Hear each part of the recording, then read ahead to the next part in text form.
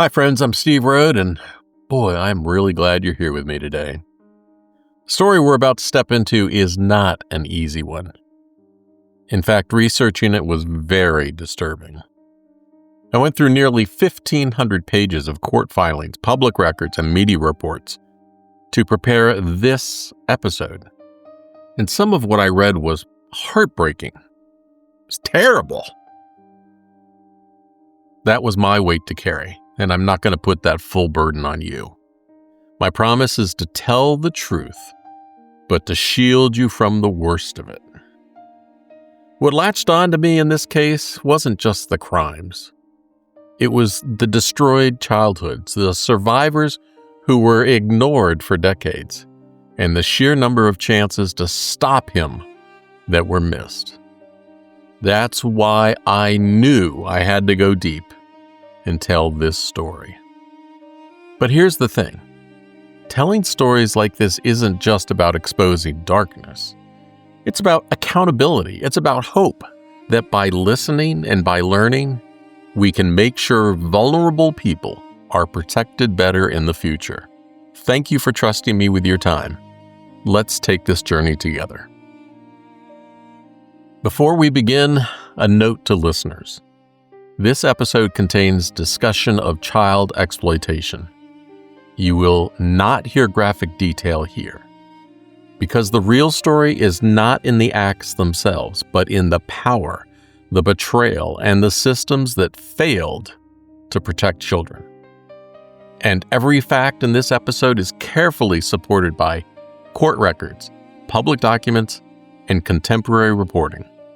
At the end, stick around and I'll tell you how you can access all of the source material yourself. A Miami courtroom, February 2025.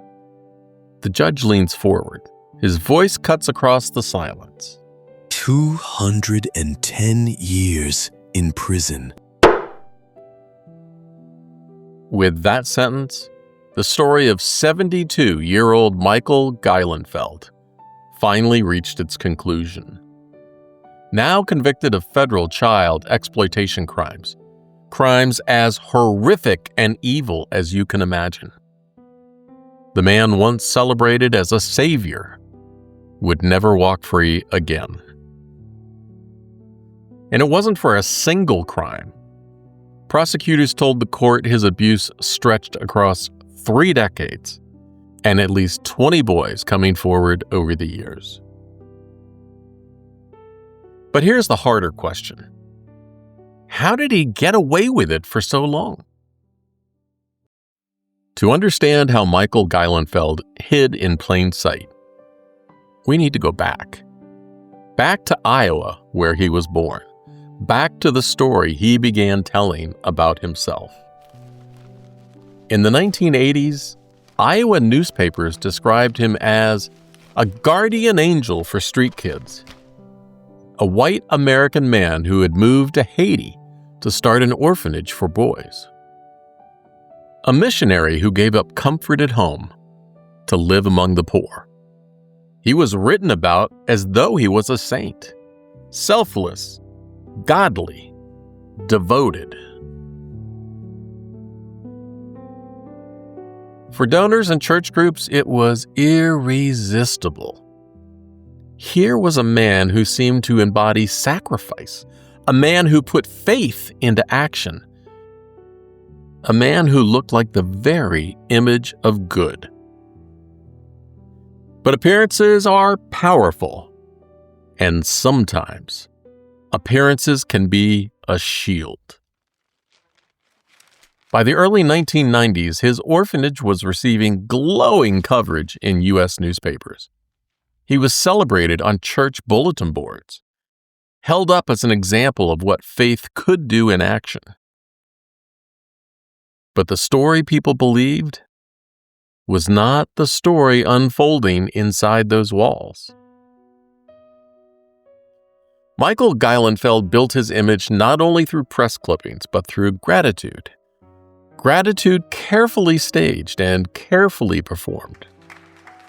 Visitors from the U.S. would come to Haiti eager to see the orphanage their dollars supported. And they would see boys lined up in clean shirts, boys bowing their heads in prayer, and boys singing hymns and performing dances that told a story of redemption. Every hand clap, every smile, every bow of thanks, all of it reassured donors that their money was saving lives. But gratitude can be weaponized. Every performance became another piece of evidence that Michael was exactly who he said he was. Every donor letter reinforced the myth that he was selfless, that he was holy, that he was good. In reality, that gratitude served another purpose. It was a cloak, a way to silence questions and a way to keep people from looking closer. And it worked, because in the minds of donors, only someone virtuous enough could inspire such loyalty. But the gratitude wasn't spontaneous. It was rehearsed. It was curated, and it was weaponized. Boys were taught how to tell their stories to visitors, how to talk about life on the streets, and how to credit Michael Geilenfeld with their salvation. Every testimony of rescue reinforced his image. Every smile, every prayer became another free pass. And when questions arose, and they did, when whispers of abuse surfaced, and they did, these stories of gratitude drowned them out. How could a man celebrated by so many be guilty of what a few were alleging? This is how institutions miss warnings, not always by conspiracy, but by believing in the story they most want to be true. And each time that happened, it was another missed opportunity. The boys of St. Joseph's were not only told to show gratitude, they were turned into performers. Trips were organized, performances staged in churches and community centers across the United States. American audiences applauded, and boys sang and danced in traditional Haitian style. Every performance ended with smiles and prayers of thanks for Michael Geilenfeld. It was theater, and that theater raised millions of dollars. That theater convinced donors they were funding miracles. 400 years will not be enough for what this monster did. On the stage, they were stars. Behind the stage, they were children without a voice. And once again, gratitude became a shield, a way to keep people from seeing the truth.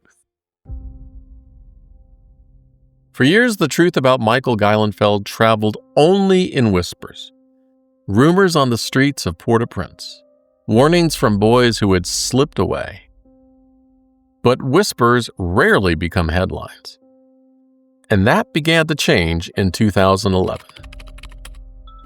Paul Kendrick, a child advocate from Maine, began writing emails, newsletters, blog posts.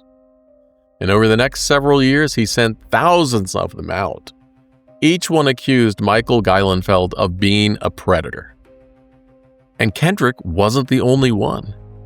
In Atlanta, another child advocate, Valerie Dirksen, spoke out after working in Haitian orphanages. She too warned that Michael Geilenfeld was abusing boys. His response was not accountability. It was a lawsuit. He sued Dirksen for damage. They abandoned that lawsuit. The pattern was clear. When survivors or advocates spoke up, Geilenfeld turned to the courts, and those who tried to provide warnings often paid a price. Dirksen fought a lawsuit. Kendrick faced financial ruin. Survivors endured years of disbelief. In 2013, Geilenfeld and his U.S. fundraising arm, Hearts with Haiti, sued Kendrick for defamation. Together, they claimed his warnings were lies. A federal jury agreed, awarding them more than $14 million in damages. It was a crushing blow. Not only were survivors dismissed, but the man amplifying their voices was financially ruined. And a U.S.-based nonprofit that had raised money for Geilenfeld's orphanages had stood beside him in court. We've been telling our story for years, and nobody believed us. They told us we were ungrateful and Michael was doing good things. Why would you lie on him like that? On appeal, that federal verdict was overturned on jurisdictional grounds. But a related case in Maine, state court, ended in a settlement. Roughly $3 million was paid to the nonprofit, not to Geilenfeld personally. At the time, the nonprofit had no definitive proof of abuse. But earlier, they had defended him publicly, even in court, insisting the accusations had cost them millions in lost donations. The nonprofit has since emphasized that Geilenfeld was never an employee, he was not a board member, and he was not a volunteer, and that they severed all ties with him in 2014, a decade before his U.S. conviction. But by then, the damage was done. Kendrick had been punished for speaking out too soon, before the system was ready to hear it.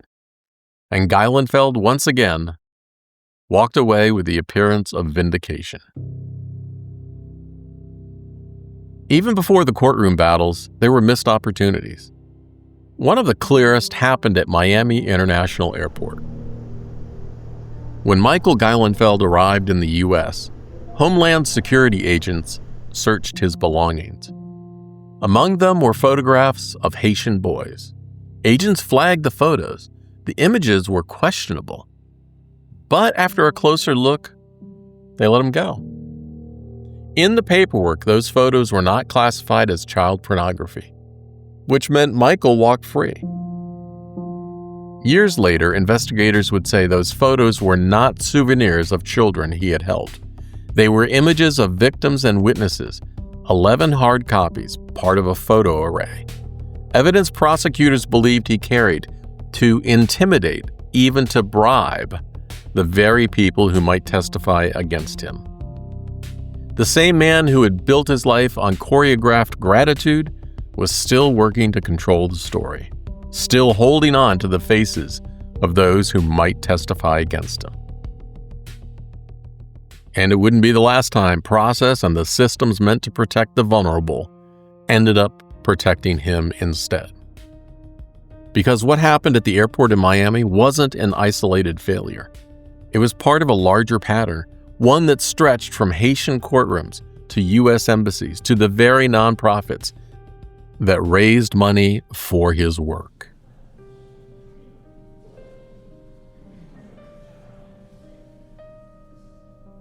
By 2025, the whispers had become evidence. The case moved into a Miami federal courtroom. 6 men, once boys at St. Joseph's, sat at the witness stand. The air was heavy with the smell of old varnish and paper. The fluorescent lights buzzed overhead, a reminder of how long justice had taken to arrive. Each man told his story of what happened between 2005 and 2010. Each described how Michael Geilenfeld used power, trust, and God's language to take what was never his. For many, this was the first time their voices were not brushed aside. The words came without rehearsal, a raw truth spoken at last in a room where it had to be recorded and it had to be believed. The defense pushed back. They said these men were motivated by money. They wanted payouts. That it was greed, not truth. But jurors saw it a different way. They saw a pattern. They heard the same story in different voices, and they believed.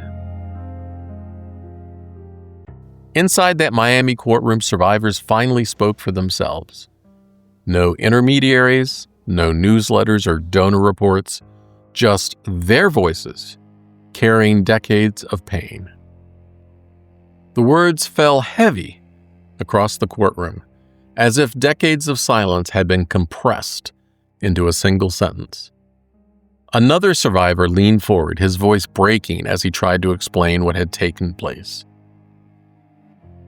"Michael, you stole my identity. You stole who I am." He wasn't talking about paperwork. He was speaking of his boyhood, the childhood he could never get back.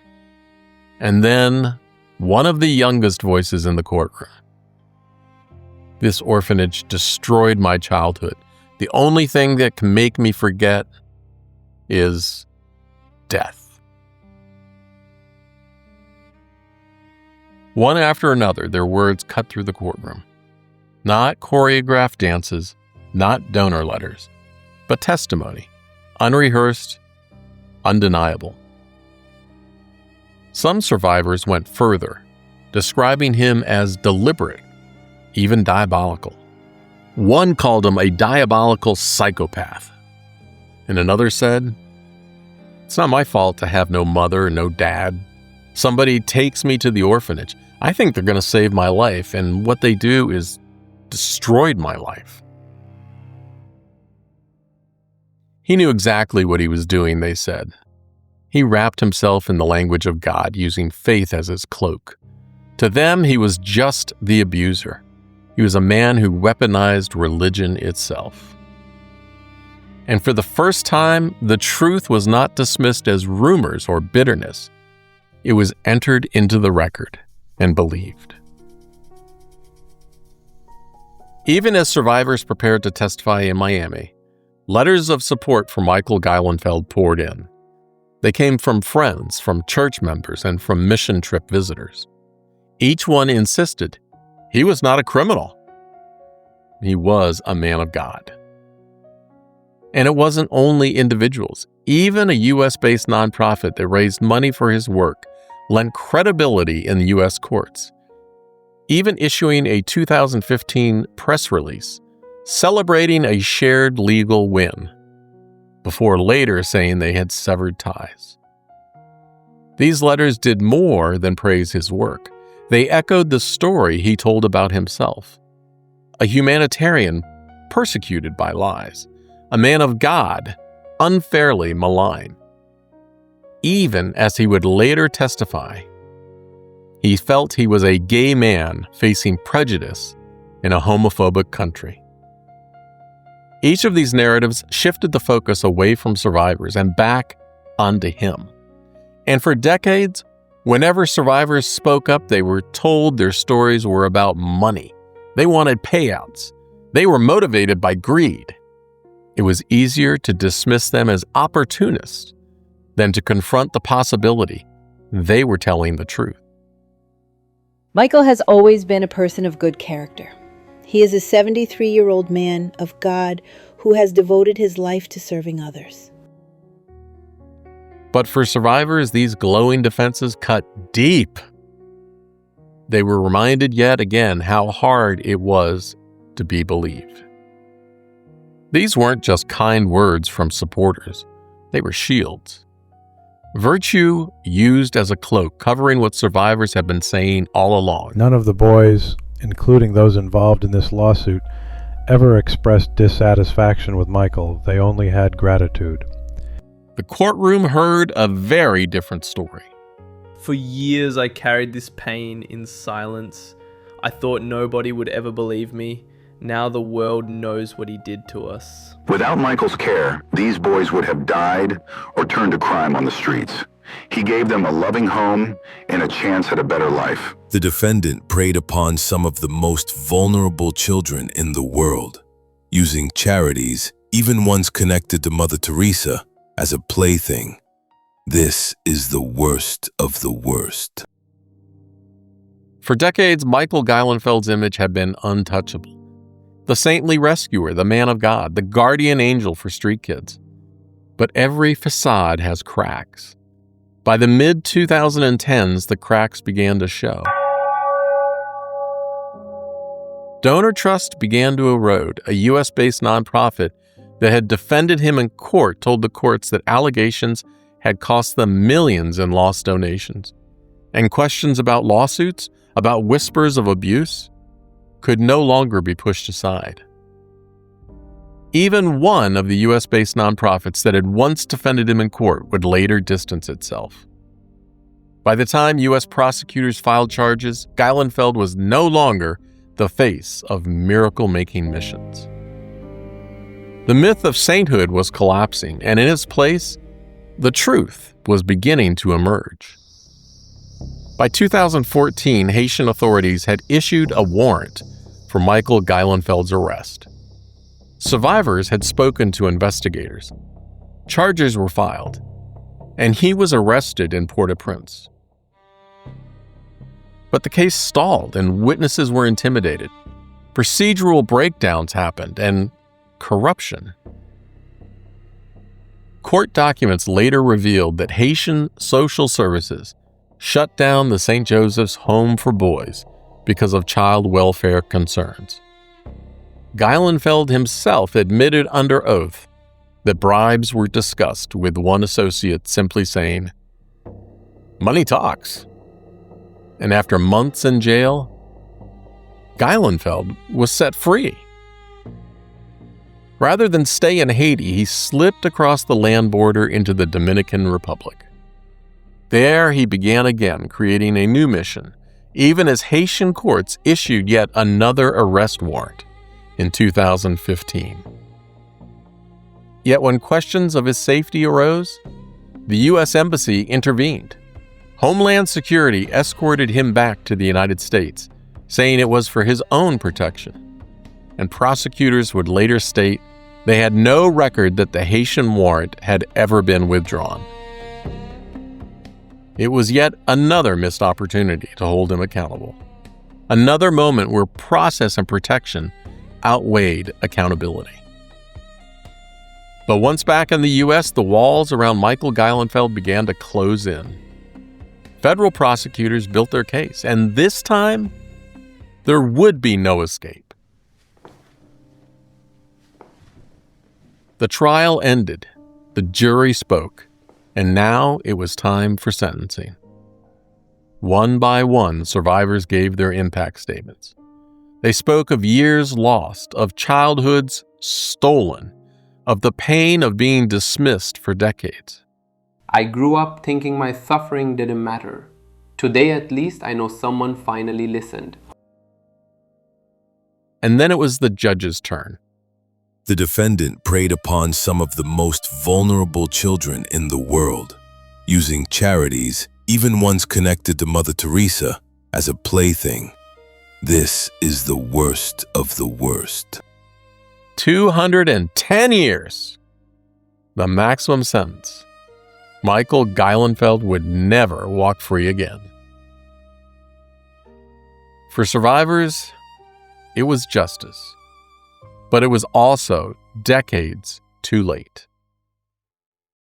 After Michael Geilenfeld's conviction, U.S. nonprofits connected to him sought to explain their role. They stated they had severed ties years earlier. But the record shows a more complicated history. To understand just how long it took to hold him accountable, we need to follow the timeline. 1990s, survivors in Haiti whispered of abuse. Some boys ran away. Community members raised suspicions. Nothing stuck. 2011, child advocates Paul Kendrick in Maine and Valerie Dirksen in Georgia raised public alarms. For their warnings, they were sued and discredited. In 2012, in Raleigh, North Carolina, a federal grand jury investigation was opened. Court-filing state prosecutors subpoenaed records from Hearts with Haiti. No indictment followed, but questions had clearly reached federal attention. 2014, Haitian social services shut down the St. Joseph's Home for Boys. Geilenfeld was arrested and jailed on abuse charges. He was released in 2015 amid allegations of corruption and bribery. 2015, despite all this, a U.S. fundraising partner issued a joint press release with him, celebrating a legal win against Paul Kendrick. 2017, The Raleigh News and Observer newspaper reported that a nonprofit legal update described Geilenfeld as a good and faithful person. 2024. Federal prosecutors in Miami finally brought the case that ended in his conviction. By then, survivors had been waiting decades to be believed. And woven through that timeline are darker truths. Court records show survivors' alleged abuse not only in Haiti, but also during trips to the United States. And Geilenfeld was not the only threat in that home. Testimony revealed he allowed dangerous men, even a known pedophile, even a man who stabbed a boy in the chest, to stay in the house with children. But here's what makes this case even harder. This conviction doesn't account for every act of harm that happened under his watch. Frankly, we'll never know the full extent of those destroyed lives. And layered over that is the reality of Haiti itself. A country where government systems are fragile, where corruption is real, and where witnesses may have been in hiding, silenced, or simply impossible to locate across borders. What happened in court in Miami was a reckoning, but it was not the whole story. For 30 years, he collected free passes.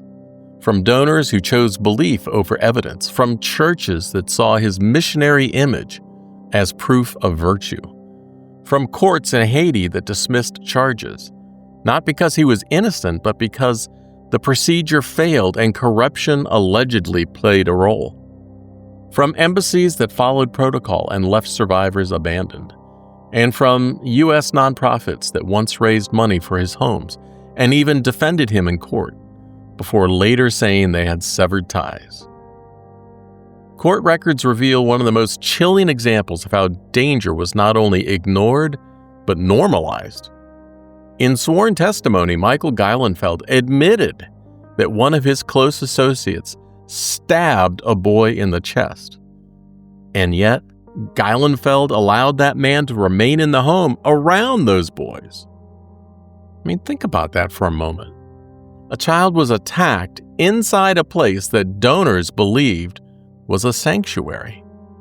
And instead of removing the threat, the man in charge defended the attacker and kept him close. If something this stark wasn't enough to sound alarms, what would have been? How could anyone still believe this was a safe place? And that wasn't the only case. Testimony showed he knowingly allowed pedophiles to stay at the orphanage. The very men who should have never been near vulnerable children were welcomed inside, under his protection.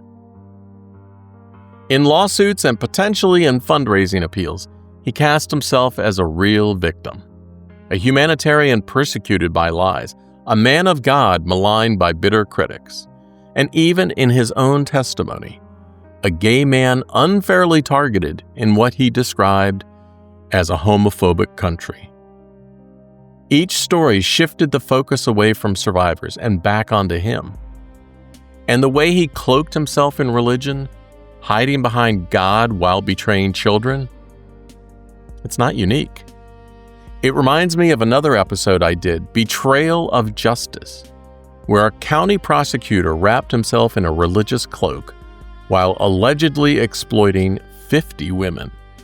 Different case, different victims, but the same pattern, predators borrowing the aura of faith, not to serve God, but to shield themselves from scrutiny. If you haven't heard it yet, you can find Betrayal of Justice in the podcast feed. Just look wherever you're listening now. The cost of warning was high. One survivor testified that after agreeing to tell his story, his wife in Haiti was kidnapped, raped, and burned. There was active intimidation of victims and payments to keep them silent. The message was clear: silence protected you, and truth put you in danger. And even institutions designed to uphold justice became shields. When Haitian courts issued a warrant for his arrest, Michael Geilenfeld jumped on a bus and fled across the border into the Dominican Republic. And when questions of his safety arose, Homeland Security officials helped escort him back to the United States, even as the Haitian warrant remained active. Another missed opportunity, where procedure and protection outweighed accountability. And maybe here lies the final irony. For years, Michael Geilenfeld was described in saintly terms, a guardian angel, a man of God, and even a savior. And after his conviction, the language swung to the opposite extreme, a monster, the worst of the worst. But both extremes hide the truth, because predators don't endure by being seen as evil.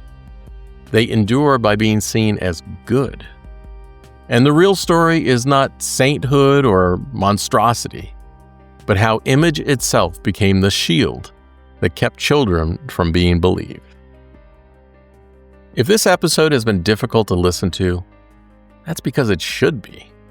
But if you believe stories like this matter, if you believe survivors' voices deserve to be heard, I'd like to ask you to do me a favor and leave a 5-star review of this podcast on Apple Podcast, on Spotify, or wherever you're listening. It helps others find the series, and it tells the world that these stories, as hard as they may be, deserve to be told. When justice finally came, it came decades too late. The gavel fell, the sentence was read, and Michael Geilenfeld would be led away, never to walk free again.